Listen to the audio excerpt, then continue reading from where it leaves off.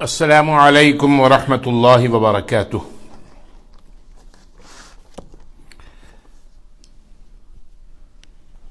بسم اللہ الرحمن الرحیم۔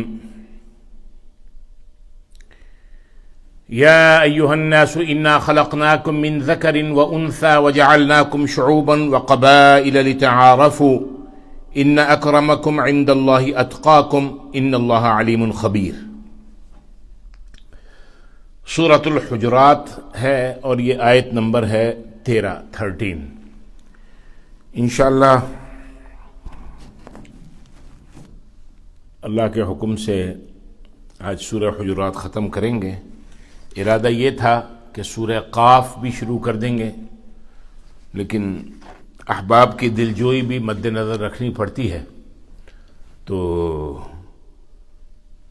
ضروری امور نمٹانے کے لیے فلاڈیلفیا کا سفر ہے، تو انشاءاللہ حاضری لگ جائے آپ کی، میری، ہم سب کی۔ اللہ تعالی قرآن کے ساتھ ہماری وابستگی کو اپنی بارگاہ میں قبول منظور فرمائے، اور اللہ تبارک و تعالی قرآن کو قبر میں اور حشر میں ہمارا گواہ، ہمارا شاہد بنائے۔ سب کہہ دیں آمین۔ اللہ تبارک و تعالی ارشاد فرماتے ہیں، یا ایھا الناس انا خلقناکم من ذکر وانثی وجعلناکم شعوبا وقبائل لتعارفوا۔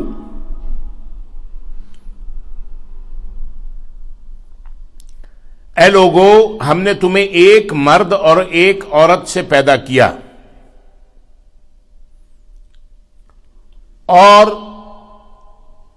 تمہاری ذاتیں اور قبیلے بنائیں۔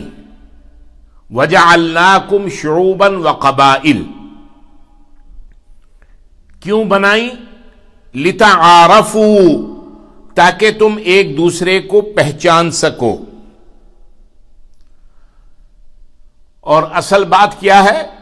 اصل بات یہ ہے ان اکرمکم عند اللہ اتقاکم، اللہ کے نزدیک سب سے زیادہ قابل عزت وہی ہے جو تم میں سب سے زیادہ پرہیزگار ہو۔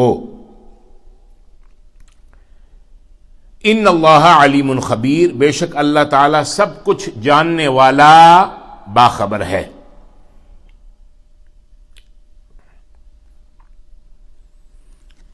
اقوام کی لڑائی جھگڑوں کی بنیاد اور ان کا سد باب، یہ بڑی اہم آیت ہے دوستو بزرگوں،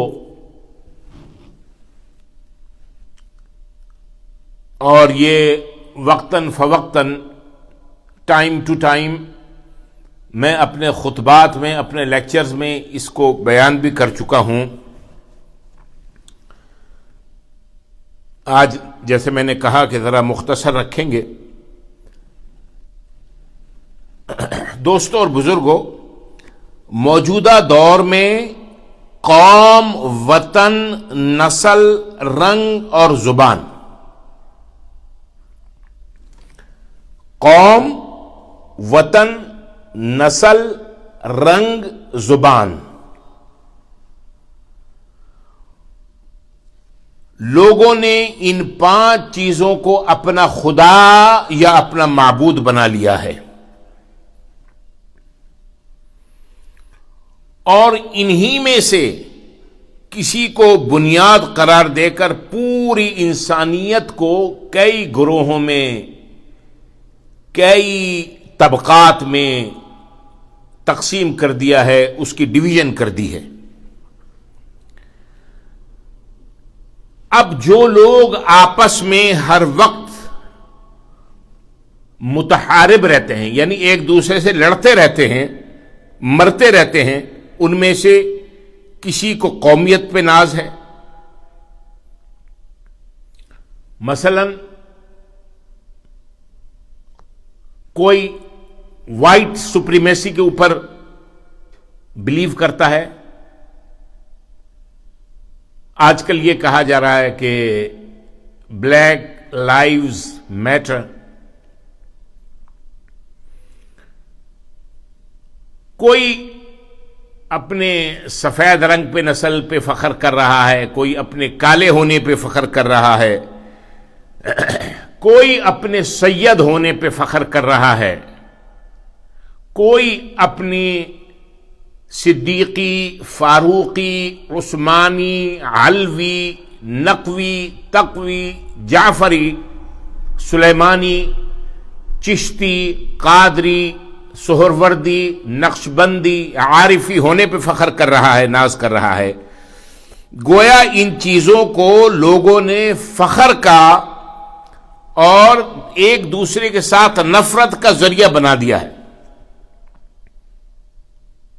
حالانکہ سب انسان آدم اور حوا کی اولاد ہیں، اس پہ کسی کو اختلاف نہیں ہے۔ یہ آیت ایسے معبودان باطل کو اور فتنہ و فساد کو اور لامتناہی جنگوں کو اور فرقہ بندیوں کو، بلکہ اس کی بنیاد کو جڑ سے ختم کر دیتی ہے، جڑ سے پھینک دیتی ہے، اجتماعی طور پہ بھی اور انفرادی طور پہ بھی۔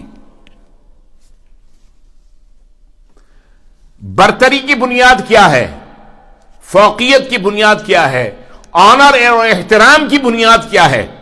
ان اکرمکم عند اللہ اتقاکم۔ اب اللہ نے فرمایا، دیکھو اللہ تعالیٰ یہ بھی کر سکتا تھا، اللہ تعالیٰ کے قبضہ قدرت میں یہ بات بھی اللہ کے لیے مشکل نہیں تھی کہ اللہ تبارک و تعالی شروع سے لے کے قیامت تک ساری کائنات کے انسانوں کے لیے عربی زبان قرار دیتا، کیونکہ عربی زبان اللہ کو بھی پسند ہے، اللہ کے سب سے حبیب پیارے مصطفیٰ صلی اللہ علیہ وآلہ وسلم کی زبان ہے، اور کلام اللہ، صرف آسمانی کتابوں میں قرآن کلام اللہ ہے، کلام اللہ عربی میں ہے، اور کلام اللہ کی تشریح اور اس کی کمنٹری، تفصیل، جس کو ہم احادیث نبوی صلی اللہ علیہ وآلہ وسلم کہتے ہیں، یہ بھی عربی میں ہے۔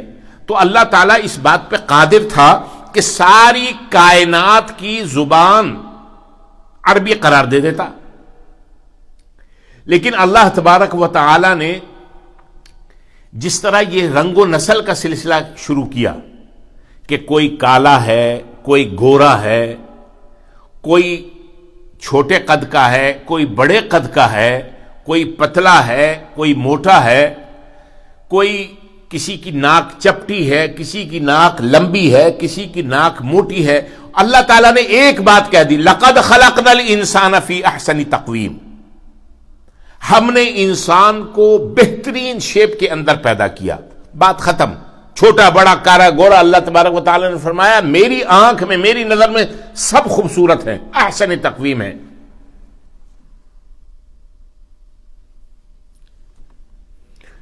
اور اللہ نے کہہ دیا وَلَقَدْ كَرَّمْنَا بَنِي آدم، ہم نے آدم کی اولاد کو بہت آنر اور عزت دی۔ اور زبانوں کے متعلق اللہ نے کہہ دیا، کیا کہا؟ وَمِنْ آیَاتِهِ، اللہ تبارک و تعالی نے فرمایا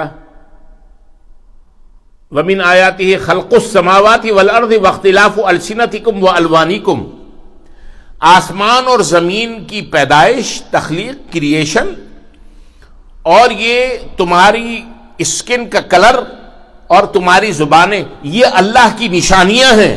لیکن اس انسان نے کیا کیا؟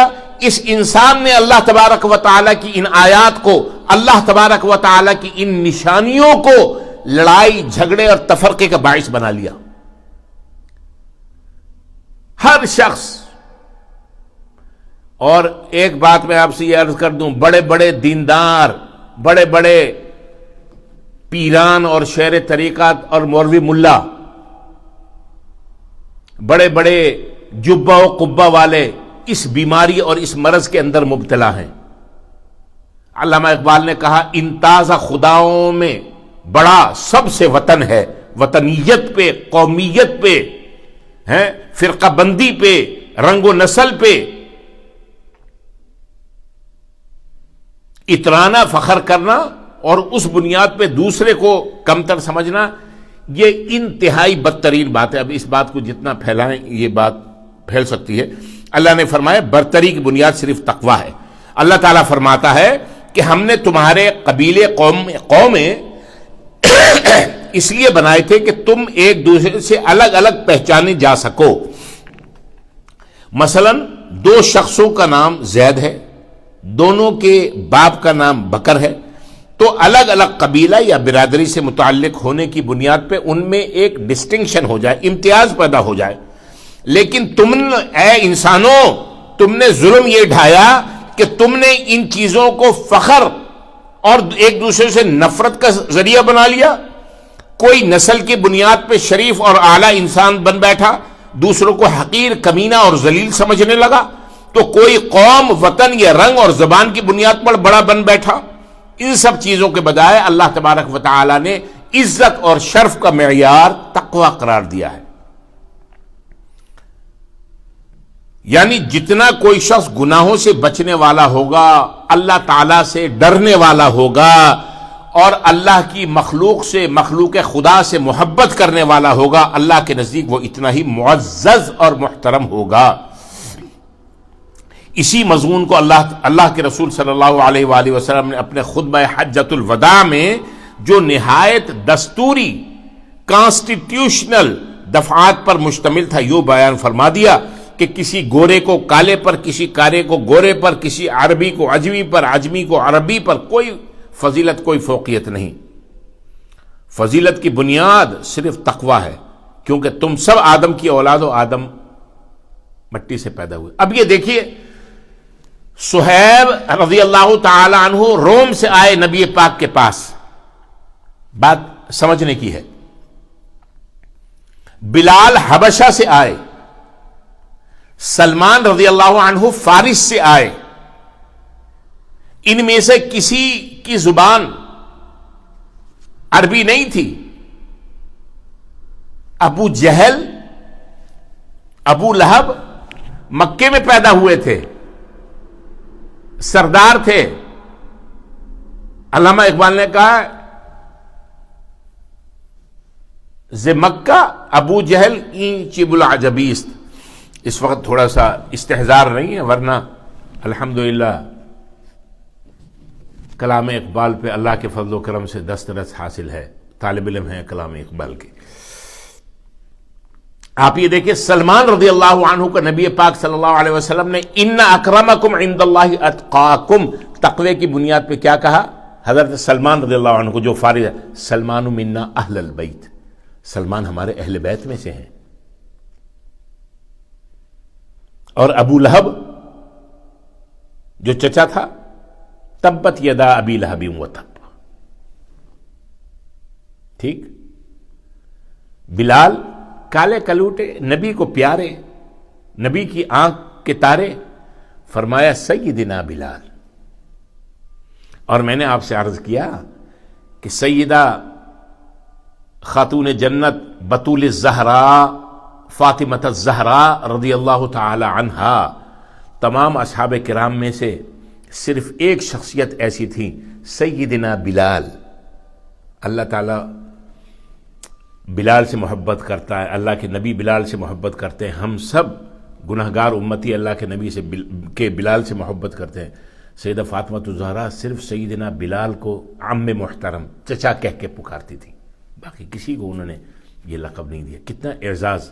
مؤذن رسول، اس پہ میں نے تفصیلی بات کی، ابھی بات نہیں کروں گا. مؤذن رسول، مؤذن مسجد کا ہوتا ہے، امام صاحب کا نہیں ہوتا. لیکن بلال مؤذن رسول صلی اللہ علیہ وآلہ وسلم. اور صہیب رومی سے کتنا پیار، اور دیگر صحابہ جو اب اس سے اندازہ لگائیں. تو یہ ہے ان اکرمکم عند اللہ اتقاکم. دہلی کے بادشاہوں میں سے ایک بادشاہ حضرت خواجہ نظام الدین اولیاء، خواجہ نظام الدین اولیاء رحمۃ اللہ علیہ، ان کا مزار دہلی میں ہے، بدایونی. حضرت خواجہ نظام الدین اولیاء کا مخالف ہو گیا. بادشاہوں کی یہ مینٹلٹی، یہ ذہنیت ہوتی ہے کہ جب وہ بزرگوں کے مخالف ہو جاتے ہیں تو پھر ان کے لیے گڑھا کھودتے ہیں، سازشیں کرتے ہیں، حسد کرتے ہیں کہ کسی طرح ان بزرگان دین کی بزرگی میں، ولایت میں کوئی فرق آ جائے۔ وہ ہر طرح کی کوشش کرتے ہیں، بادشاہ نے ہر طرح کی کوشش کی کہ کسی طرح حضرت خواجہ نظام الدین اولیاء کی عزت میں کمی آ جائے، احترام میں کمی آ جائے، لیکن ان کی عزت اور احترام میں کوئی کمی آ نہ سکی۔ خواجہ نظام الدین اولیاء پورے ہندوستان کے آفتاب رشد و ہدایت سے تھے۔ بادشاہ کو سرکاری اہلکاروں نے یہ مشورہ دیا کہ ملتان میں شاہ رکن الدین عالم ہیں اور وہ خواجہ بہاؤالدین زکریا کے بیٹے ہیں، اور خواجہ بہاؤالدین زکریا اور فرید الدین گنج شکر پیر بھائی ہیں اور بڑے آدمی ہیں، اور نظام الدین اولیاء جو ہیں وہ بھی ان کا بہت احترام کرتے ہیں۔ انہوں نے مشورہ دیا کہ کسی طرح حضرت شاہ رکن عالم کو ملتان سے دہلی لے آئیں تو ان کے آنے کے بعد خواجہ نظام الدین کی آؤ بھگت ختم ہو جائے گی، اور لوگ بجائے حضرت خواجہ نظام الدین اولیاء کی طرف متوجہ ہونے کے حضرت شاہ رکن عالم کی طرف متوجہ ہو جائیں گے۔ بادشاہ نے شاہ رکن عالم کو مجبور کیا اور بڑا زور دیا، منت سماجت کی کہ چند دنوں کے لیے آپ دہلی تشریف لے آئیں، اور بادشاہ نے تمام دہلی اور اس کے اطراف میں یہ ڈھنڈورا کروا دیا کہ سارے علماء درویش فلاں وقت فلاں جگہ کھڑے ہو جائیں کہ حضرت شاہ رکن عالم تشریف لا رہے ہیں۔ اور بادشاہ نے خواجہ نظام الدین اولیاء کو بھی یہ کہا کہ آپ بھی آئیں۔ خواجہ نظام الدین نے کہلوا دیا کہ ہمیں اس کی ضرورت نہیں۔ بادشاہ نے کہا اچھا، اب آپ اپنے بزرگوں کو بھی نہیں مانتے ہو؟ اگر یہ بات ہے کہ اگر آپ شاہ رکن عالم کے استقبال کے لیے فلاں فلاں وقت فلاں جگہ پہ نہ پہنچے تو ہم آپ کو دہلی میں رہنے بھی نہ دیں گے۔ اب ملتان سے جب شاہ رکن عالم تشریف لائے تو دہلی کے تمام علماء درویش ان کے استقبال کے لیے قطار میں کھڑے تھے، ان سے ہاتھ ملانے کے لیے، ان کی دستبوسی کے لیے، ان کے استقبال کے لیے۔ جب شاہ رکن عالم دربار میں بیٹھ گئے اور دربار کھچا کھچ بھرا ہوا تھا تو اس وقت بادشاہ نے ایک سوال کیا حضرت شاہ رکن عالم ملتانی سے کہ حضرت اس دہلی کا بہترین بندہ کون ہے، اس دہلی میں بہترین شخص کون ہے؟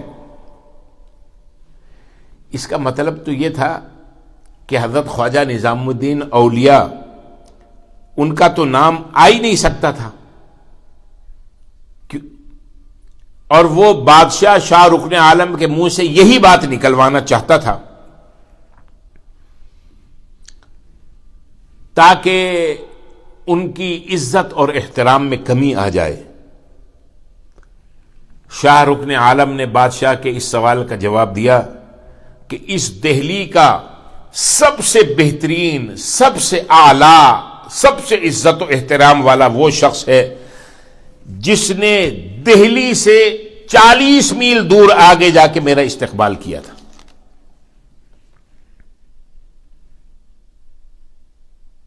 بات سمجھ میں آئی؟ حضرت شاہ نظام الدین اولیاء نے کہا کہ میں بادشاہ کا اعلی کار بن کر استقبال نہیں کروں گا، میں یہاں آپ کے استقبال کے لیے حاضر ہوں۔ بادشاہ نے کہا آپ کی اس بات نے مجھے اتنا نقصان پہنچایا کہ آپ کی زبان سے سارے دہلی نے سن لیا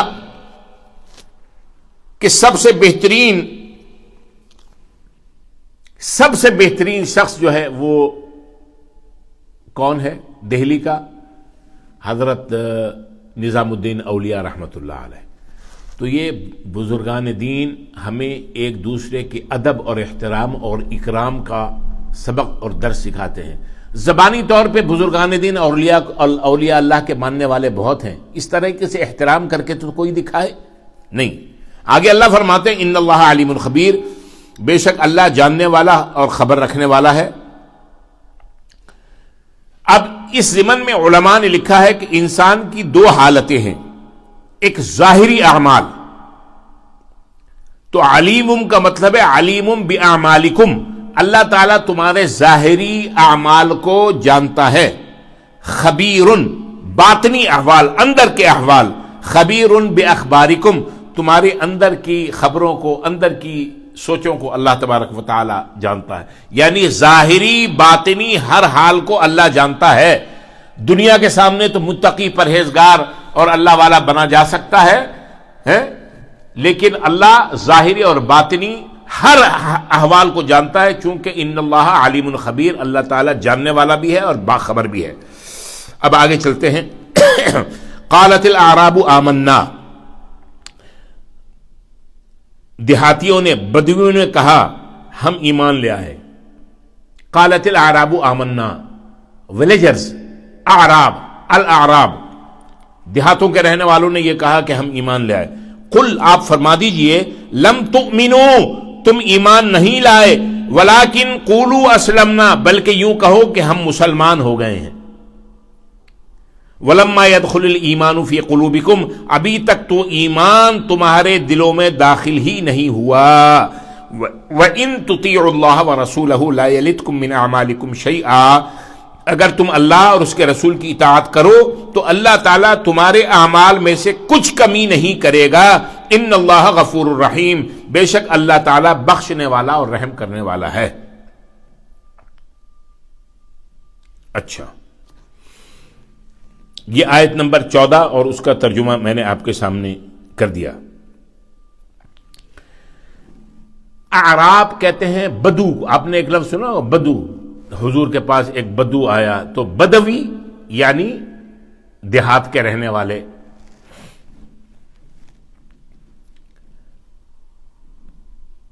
یہ بدوی منافق قبائل کا اسلام کیسا تھا؟ یہ بدوی وہ لوگ تھے جو مختلف قبائل سے تعلق رکھتے تھے اور اپنے نفاق، اپنے منافقت، اپنی ہپوکریسی کی وجہ سے غزوہ حدیبیہ میں شریک نہیں ہوئے تھے۔ جب آپ صلی اللہ علیہ وآلہ وسلم اس جنگ سے، اس غزوے سے واپس آئے تو وہ حیلے بہانے، ایکسکیوزز پیش کر کے اپنے لیے استغفار کی التجا کر رہے تھے۔ آپ سورہ احزاب کی آیت نمبر 11 سے آیت نمبر 16 تک اس پورے احوال کو پڑھ کے آ چکے ہیں، میں آپ کو بیان کر چکا ہوں۔ یہ لوگ کلمہ پڑھ کے، کلمہ طیبہ، کلمہ شہادت لا الہ الا اللہ محمد الرسول اللہ، اشہد ان لا الہ الا اللہ واشہد ان محمد الرسول اللہ پڑھ کر مسلمان تو ہو گئے تھے اور ارکان اسلام بھی بجا لا رہے تھے، مگر ایمان ان کے دلوں میں راسخ نہیں ہوا تھا۔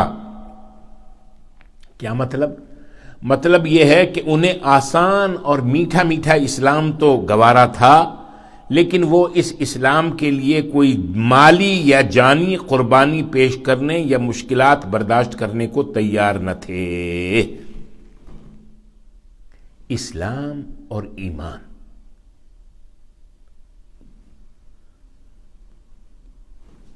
میٹھا میٹھا ہپ ہپ اور کڑوا کڑوا تھو تھو۔ اب آیت کا ترجمہ ایک دفعہ پھر سنتے ہیں، پھر ایمان اور اسلام کے فرق کو بیان کرتے ہیں۔ اللہ تعالیٰ فرماتے ہیں قالت الاعراب آمنا، یہ بدو یہ کہتے ہیں کہ ہم ایمان لے آئے۔ قل، اے محمد کریم صلی اللہ علیہ وآلہ وسلم آپ ان سے کہہ دیجئے، لم تؤمنوا، تم ایمان نہیں لائے، ولکن قولوا اسلمنا، بلکہ تم یوں کہو کہ ہم مسلمان ہو گئے ہیں۔ ٹھیک ہے،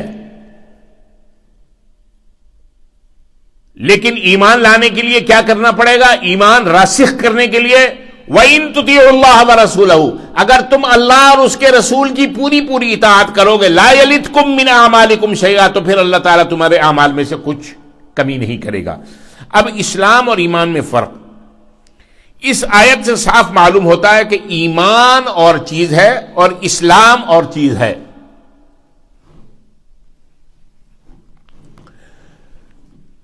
حدیث جبریل میں آپ کے سامنے بیان کر چکا ہوں. حدیث جبریل بڑی طویل حدیث ہے. اس حدیث کا عنوان ہے جس میں جبریل علیہ السلام انسان کی شکل میں آئے اور نبی پاک صلی اللہ علیہ وسلم کے ساتھ گفتگو فرمایا، مل ایمان مل اسلام. جب جبریل علیہ السلام نے آپ سے پوچھا کہ ایمان کیا چیز ہے تو آپ نے یہ جواب دیا کہ ایمان یہ ہے کہ تو اللہ کا، اس کے فرشتوں کا، اس کی کتابوں کا، اس کے رسولوں کا یقین رکھے اور اس بات کا بھی کہ مر کر زندہ ہونا ہے. یعنی اس کو کہتے ہیں آرٹیکل آف فیتھ. آمنت باللہ وملائکتہ وکتبہ ورسلہ والیوم الآخر والقدر خیرہ وشرہ من اللہ تعالی والبعث بعد الموت.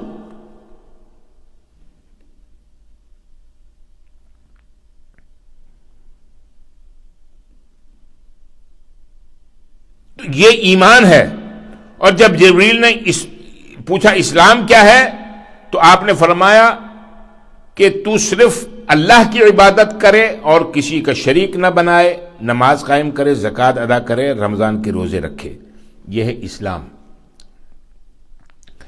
اس حدیث سے یہ معلوم ہوا کہ ایمان کا تعلق دل کے افعال سے ہے اور اسلام کا ظاہری اعمال سے ہے، اور ان میں فرق کا پہلو ہے اور مماثلت کا پہلو یہ ہے کہ اگر ارکان اسلام کو باقاعدہ اور خلوص نیت سے ادا کیا جائے تو اس سے ایمان پختہ ہوتا رہتا ہے، اس سے ایمان میں اضافہ ہوتا رہتا ہے، اور ایمان میں اضافے سے ظاہری اعمال میں حسن پیدا ہو جاتا ہے. اس لحاظ سے ایمان اور اسلام ایک دوسرے کے مؤید اور لازم و ملزوم بن جاتے ہیں. یعنی اسلام اور ایمان ایک دوسرے کے ساتھ کنیکٹڈ ہیں. not only connected but Islam and ایمان both are very well and strongly connected with each other. ایک دوسرے کے ساتھ بہت مضبوطی سے جڑے ہوئے ہیں. آپ ان کو الگ نہیں کر سکتے. جیسے چین کے زنجیر کے دو کنڈی آپس میں ایک دوسرے کے ساتھ لازم و ملزوم ہیں، ایمان اور اسلام اسی طرح ایک دوسرے کے ساتھ لازم و ملزوم ہیں. منافقوں میں کمی یہ ہوتی ہے کہ ان کے اعمال میں نہ خلوص ہوتا ہے اور نہ حسن عمل، لہذا ان کا ایمان شہادتین مین اشہد ان لا الہ الا اللہ واشہد ان محمد رسول اللہ، اس سے آگے بڑھ ہی نہیں پاتا. یعنی ایمان یا یقین ان کے دلوں میں راسخ نہیں ہو پاتا. اسی بات کو اللہ تبارک و تعالی نے ایمان نہ لانے کے مترادف قرار دیا ہے. اسی لیے حضور نے فرمایا الایمان سر، سر کہتے ہیں نا سیکریٹ، راز. ایمان دل میں ہوتا ہے. والاسلام علانیۃ، اور اسلام ظاہر ہوتا ہے.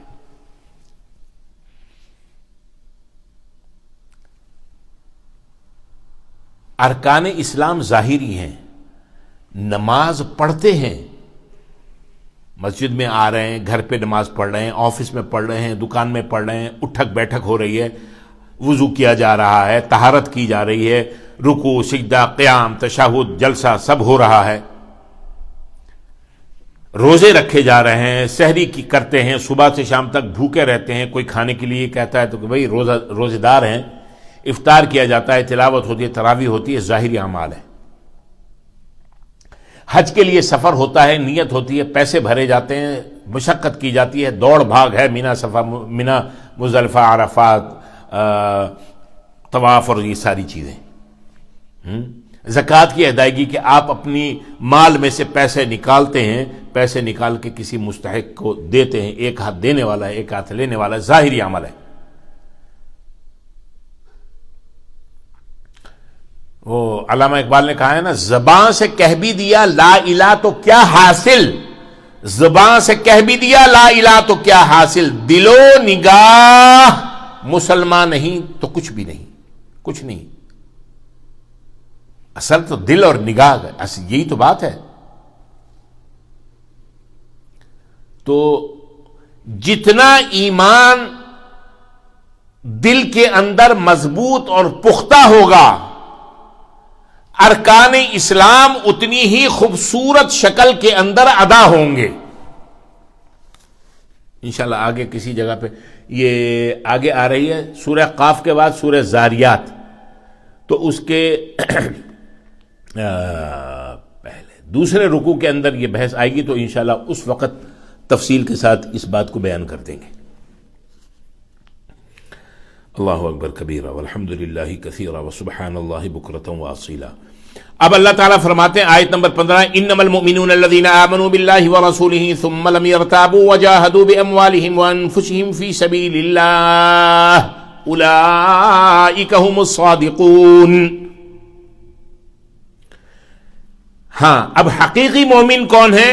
اللہ فرماتے ہیں حقیقی مومن تو وہ لوگ ہیں الذین آمنوا باللہ ورسولہ، جو اللہ اور اس کے رسول پر ایمان لے آئے، ثم لم یرتابوا، اور پھر وہ شک میں نہیں پڑے، وجاہدوا باموالہم وانفسہم فی سبیل اللہ، اور انہوں نے اپنی جانوں اور اپنے مالوں سے اللہ کے راستے میں جہاد کیا. اولئک ھم الصادقون، یہی سچے ہیں. کیا مطلب؟ یہی سچے مومن ہیں، یہی سچے مسلم ہیں، یہی سچے ایمان والے ہیں، یہی سچے اسلام والے ہیں.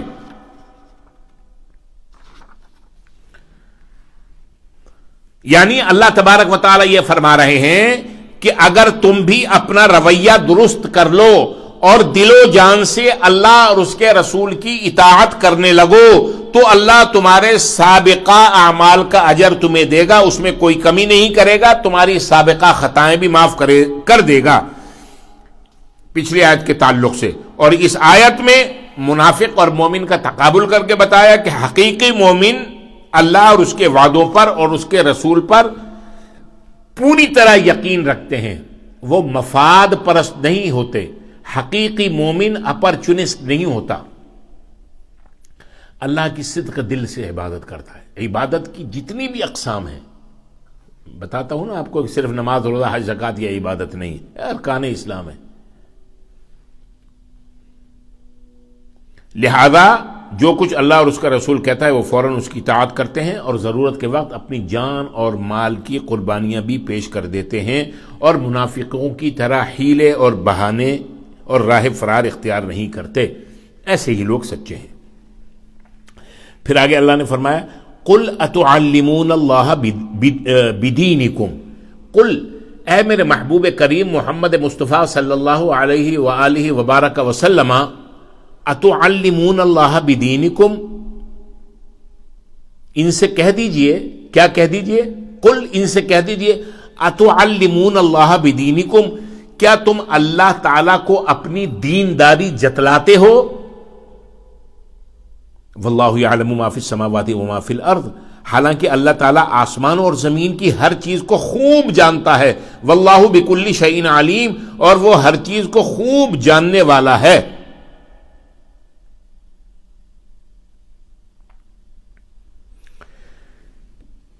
اللہ تعالیٰ یہ بات اس لیے کر رہے ہیں کہ ان لوگوں نے اللہ کے رسول صلی اللہ علیہ وآلہ وسلم سے آ کر کہا تھا ہم اسلام لے آئے، ہم اسلام لے آئے. اپنے اسلام قبول کرنے کو یہ جتلاتے تھے احسان کے طور پہ، فیور کے طور پہ، کہ ہم نے اللہ پہ، اللہ کے رسول پہ اور دین اسلام پہ یہ بڑا احسان کیا ہے کہ ہم نے اس کو قبول کر لیا ہے. اللہ فرماتے ہیں ان کا اس طرح اسلام قبول کرنا چڑھتے سورج کو سلام کرنے کے مترادف ہے. وہ اسلام لا کر اپنی جان و مال کی حفاظت، اپنا بچاؤ کرنا چاہتے ہیں، اور مال غنیمت میں سے حصہ اپنا بھتہ طلب کرنا چاہتے ہیں، بھتے کے طور پر. اللہ تعالیٰ نے فرما دیا کہ جیسا تم اسلام لا رہے ہو اللہ کو اس کا ٹھیک ٹھیک پتہ ہے. اتعلمون اللہ بدینکم، کوئی شخص اسلام لا کے ساری دنیا کفر اختیار کر لے، شرق سے غرب، شمال سے جنوب تک، قیامت تک، اللہ کو کسی کی عبادت کی ضرورت نہیں ہے. اللہ کو ضرورت، ہم عبادت اللہ کے لیے کرتے ہیں لیکن ضرورت ہماری ہے. اس مضمون کو کئی دفعہ میں بیان کر چکا ہوں. آگے چلیے. اللہ تعالیٰ فرماتے ہیں یمنون علیک ان اسلموا. ہائے ہائے ہائے. پہلی آیت جو آیت نمبر 16 ہے کیا تھا اس میں؟ اتعلمون اللہ بدینکم. کیا تم اللہ پر ایمان لا کے اس دین اسلام کو قبول کر کے اللہ پہ احسان کرنا چاہتے ہو؟ احسان جتلا رہے ہو کہ ہم نے اللہ کو بڑا فیور دے دیا. آیت نمبر 17 میں اللہ تعالیٰ فرماتے ہیں یمنون علیک ان اسلموا قل لا تمنوا علی اسلامکم. یمنون علیک ان اسلموا.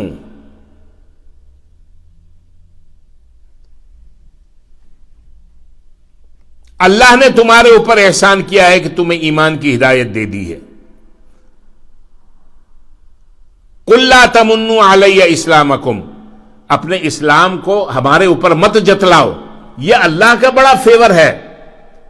جن جن حضرات کو اللہ تبارک و تعالی دین اسلام قبول کرنے کی ہدایت اور توفیق نصیب فرما دیتا ہے، اور جو صاحبان ایمان ہیں ان کو دل میں ایمان مضبوط اور قائم رکھتے ہوئے ارکان اسلام کو حسن و خوبی اور اچھی طرح ادا کرنے کی توفیق دیتا ہے، وہ اللہ اور اس کے رسول پہ احسان نہ سمجھیں اس بات کو، بلکہ اللہ کا اپنے اوپر احسان یہ سمجھے کہ اللہ تبارک و تعالی نے ہم کو یہ توفیق عطا فرما دی ہے کہ ہمیں مومن بنا دیا، اللہ تعالیٰ نے ہمیں مسلم بنا دیا، اللہ تعالیٰ نے ہمیں عملی مسلمان بنا دیا، اللہ تبارک و تعالی نے ہمیں حقوق اللہ حقوق العباد کو ادا کرنے والا بنا دیا. اللہ نے تم پر احسان کیا ہے کہ تمہیں ایمان کی دولت عطا فرما دی. بل اللہ یمن علیکم ان ہداکم للایمان ان کنتم صادقین. اللہ نے تم پر احسان کیا ہے کہ تمہیں ایمان کی ہدایت دی ہے اگر تم فی الواقع اپنی بات میں سچے ہو. ان اللہ یعلم غیب السماوات والارض. بے شک اللہ تعالیٰ آسمان و زمین کی سب پوشیدہ چیزوں کو باتوں کو جاننے والا ہے. واللہ بصیر بما تعملون. اور اللہ تعالیٰ جو کچھ تم کر رہے ہو اسے خوب اچھی طرح دیکھ رہا ہے. اصل میں ایسے بدو، اچھا ایک بات ذہن میں رہے، ذکر ان بدوؤں کا ہو رہا ہے کیونکہ ایک خاص واقعے کے تحت یہ بیان ہو رہا ہے. یہ قرآن کتاب ہدایت، بک آف گائیڈنس، یہ قیامت تک آنے والے ہر شخص کے لیے ہدایت کی کتاب ہے. تو اللہ تعالیٰ یہ مجھ سے، آپ سے، ہم سب سے قیامت تک آنے والوں کے لیے یہ کہہ رہا ہے کہ اسلام لا کر جیسے وہ احسان جتاتے تھے اور از خود مطیع بن کر اسلام لا کر آپ کے پاس حاضر ہو گئے تھے کہ آپ کو ہمارے خلاف لشکر کشی کرنا نہ پڑے، ان کا مقصود یہ تھا کہ اب ہماری طرف توجہ کیجئے، ہمیں بھی کچھ مال غنیمت دے دیجئے. اللہ تعالیٰ نے اپنے نبی سے کہا کہ ان سے کہہ دیجئے اگر اسلام لائے ہو تو تم اپنی ہی غرض سے اسلام لائے ہو، ورنہ تمہارا بھی وہی حشر ہوتا جو دوسرے کافروں کا ہو رہا ہے. کیا تم اس اسلام لانے کا احسان میرے اوپر دھرتے ہو؟ بلکہ یہ تو اللہ کا احسان ہے کہ اس نے تمہیں اسلام لانے کی توفیق دی اور تمہارے جان اور مال محفوظ ہو گئے. اللہ اکبر. اگر کوئی بادشاہ کسی کو اپنا ملازم رکھ لے تو یہ بادشاہ کا ملازم پر تو احسان ہوتا ہے، مگر وہ ملازم کسی صورت یہ نہیں کہہ سکتا کہ میں قصر شاہی میں بکنگم پیلس کے اندر نوکری کر رہا ہوں، یہ میری بہت بڑی فیور ہے ملکہ کو. نہیں، یہ بکنگم پیلس کا فیور اور احسان ہے کہ اس نے تمہیں وہاں جاب دے دی اور تم وہاں کے جتنے بھی فیورز اور بینیفٹس ہیں ان سے تم جو ہے وہ مستفید ہو رہے ہو.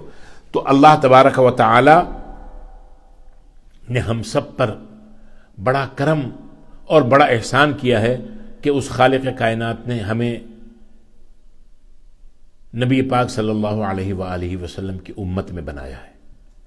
ہم نبی پاک صلی اللہ علیہ وسلم کی امت ہیں اور اس نے ہمیں یہ کلمہ لا الہ الا اللہ محمد رسول اللہ اشہد ان لا الہ الا اللہ واشہد ان محمدًا عبدہ ورسولہ ہم کو نصیب فرمایا. تو جیسے میں نے یہ کہا تھا کہ آج یہ مختصر الحمدللہ ناغہ نہیں ہوا، اور یہ سورہ حجرات مکمل ہو گئی ہے۔ اللہ تبارک و تعالیٰ کے فضل و کرم، اس مالک کے احسان سے یہ صورت ختم ہوئی۔ انشاءاللہ بفضلہ تعالیٰ آئندہ جمعے سے سورہ قاف اس کی ابتدا کریں گے۔ والسلام علیکم ورحمۃ اللہ۔